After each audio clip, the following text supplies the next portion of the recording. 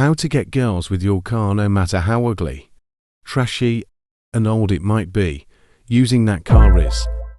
And yes, the success rate of this is extremely high, about 200%.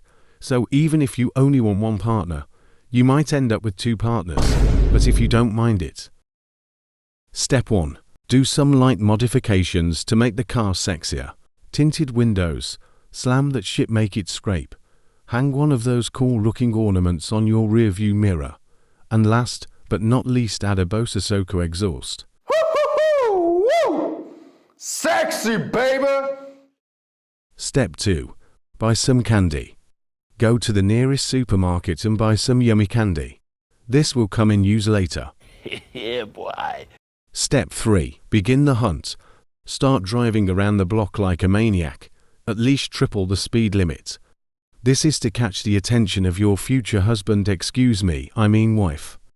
Step 4. The drive-by method. Spot a cute girl. Drive up to her and offer her the candy. The car rizz combined with the candy will be too much to handle, and you win her over just like that. If this video saved your future, please leave a like for the algorithm. Bye.